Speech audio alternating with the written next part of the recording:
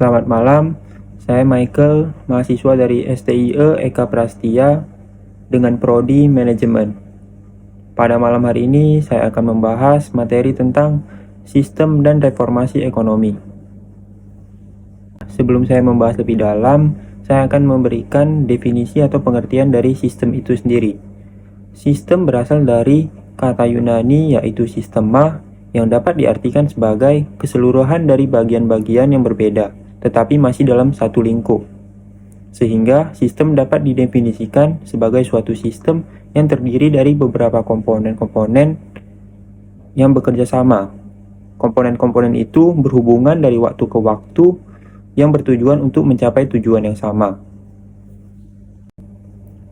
Nah, selanjutnya ada dua pemaknaan aspek dari sistem itu sendiri. Yang pertama, setiap sistem lebih dari sekedar kumpulan bagian, karena di dalamnya terdapat elemen dan komponen yang berbeda yang terintegrasi, di mana tujuannya adalah mencapai tujuan yang sama. Aspek yang kedua yaitu setiap sistem memiliki aktivitas atau suatu proses yang mengubah input menjadi output. Kemudian saya akan membahas 4 unsur dari sistem ekonomi itu sendiri. Yang pertama, unit ekonomi seperti rumah tangga, perusahaan, serikat pekerja, instansi pemerintah, dan instansi lain yang terkait dengan kegiatan ekonomi. Kedua, pelaku ekonomi seperti konsumen, produsen, pekerja, investor, pegawai negeri, dan pejabat yang terkait. Yang ketiga, sumber daya lingkungan hidup atau sumber daya alam, dan sumber daya manusia. Yang keempat, sumber daya modal, dan juga sumber daya teknologi. Selanjutnya juga saya akan membahas tujuan dari sistem ekonomi di suatu negara. Yang pertama, menentukan konten, kuantitas, dan metode produk dan layanan apa yang dibutuhkan untuk dihasilkan. Yang kedua, mengalokasikan produk nasional bruto atau gross national product untuk konsumsi rumah tangga, konsumsi masyarakat, bursa modal, dan investasi. Yang ketiga, menyalurkan pendapatan nasional atau PN di antara masyarakat sebagai upah keuntungan perusahaan, bunga, dan juga sewa.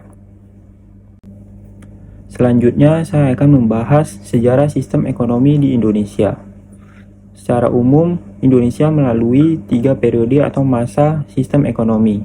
Yang pertama, periode pra-kemerdekaan. Yang kedua, periode kemerdekaan.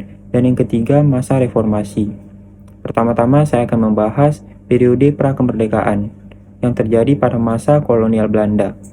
Selama 200 tahun pertama kolonialisme, sekitar tahun 1600 sampai 1800, Serikat Buruh Belanda atau VOC membentuk sistem monopoli untuk pembelian barang rempah-rempah.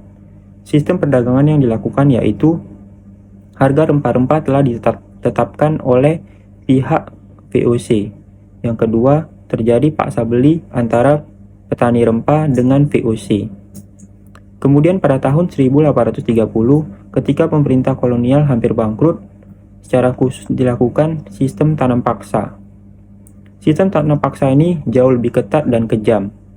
Tanam paksa dilakukan dengan cara petani menanam tanaman yang telah ditentukan dan menjualnya dengan harga yang ditetapkan oleh pemerintah kolonial. Yang kedua yaitu periode kemerdekaan, yang terbagi atas 2 periode. Yang pertama, masa Orde Lama. Pada masa ini, usaha untuk memperkuat ekonomi dilakukan dengan cara dikeluarkannya kebijakan Gunting Syafruddin. Kebijakan tersebut dilakukan guna menciptakan mata uang pertama Indonesia dan menjaga keseimbangan antara jumlah uang yang beredar dan barang yang tersedia. Kemudian terjadi nasionalis perusahaan Belanda. Salah satu contohnya yaitu De Javace Bank atau DJB berubah menjadi Bank Indonesia atau BI. Kemudian masa yang kedua yaitu masa Orde Baru. Pada masa ini, upaya yang dilakukan pemerintah adalah mengembangkan sektor swasta, membuka keran investasi bagi para investor asing, menghilangkan subsidi perusahaan pada perusahaan pemerintah, dan juga bergabungnya Indonesia dengan International Monetary Fund atau IMF. Bergabungnya Indonesia dengan IMF memberikan peluang berupa bantuan keuangan dari negara asing seperti peminjaman. periode atau masa yang terakhir yaitu masa reformasi. Pada tahun 1998, masa pemerintahan Orde Baru telah lengser, yang dilanjutkan dengan sistem pemerintahan secara reformasi.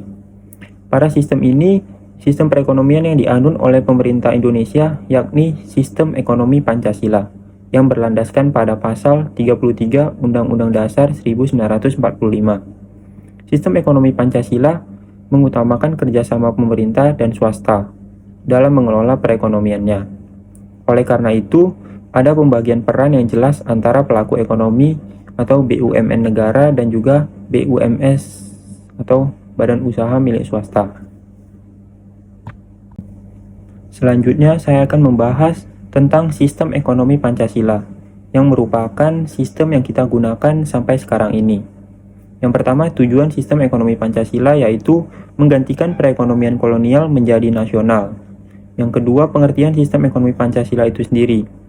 Ekonomi Pancasila adalah sebuah sistem perekonomian yang didasarkan pada 5 sila dalam Pancasila.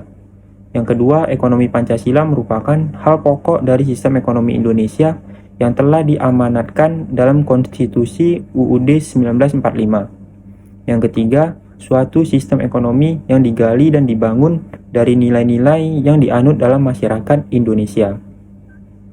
Selanjutnya, penjelasan sistem ekonomi Pancasila. Ekonomi Pancasila adalah suatu konsep kebijaksanaan ekonomi yang memiliki konsep bebas mengikuti aturan pasar, dan adanya konsep mengalami intervensi negara dalam bentuk perencanaan terpusat. Selanjutnya, sebutan sistem ekonomi Pancasila. Ekonomi Pancasila disebut sebagai sistem ekonomi pasar dengan pengendalian pemerintah atau ekonomi pasar terkendali. Selanjutnya, saya akan membahas ciri-ciri dari sistem ekonomi Pancasila yang tertuang pada pasal 33 ayat 1-4 UUD 1945, yakni yang pertama, seluruh kegiatan ekonomi didasari rasa kekeluargaan. Yang kedua, pemerintah menguasai sumber daya penting untuk kemakmuran rakyat. Contohnya listrik dan air yang dikuasai oleh BUMN. Yang ketiga, kegiatan ekonomi harus berwawasan lingkungan, sehingga tidak terjadi eksploitasi sumber daya. Selain daripada ciri-ciri tersebut, ada ciri-ciri khusus dari ekonomi Pancasila itu sendiri. Yang pertama, setiap warga negara memiliki pekerjaan yang produktif dan pendapatan yang adil bagi kehidupan kemanusiaan yang layak. Yang kedua, adanya partisipasi total dari setiap warga negara dalam pembangunan ekonomi. Partisipasi total tersebut merupakan perwujudan dari demokrasi ekonomi. Yang ketiga, seluruh rakyat melalui lembaga perwakilan rakyat menguasai, merencanakan, dan mengatur, mengawasi perekonomian nasional. Yang keempat, koperasi Indonesia sebagai pilar penting ekonomi rakyat Indonesia. Yang kelima, perusahaan negara atau BUMN sebagai tonggak dalam kegiatan ekonomi. Yang keenam, perusahaan swasta yang berdasarkan kekeluargaan berperan sebagai penggerak pertumbuhan ekonomi. Yang terakhir, saya akan memberikan gambaran-gambaran perbedaan sistem-sistem ekonomi yang ada terhadap sistem ekonomi Pancasila yang kita anut sampai sekarang ini. Sekian pemaparan materi tentang sistem dan reformasi ekonomi di Indonesia. Mohon maaf jika ada kesalahan maupun kekurangan dalam pembuatan video ini. Terima kasih.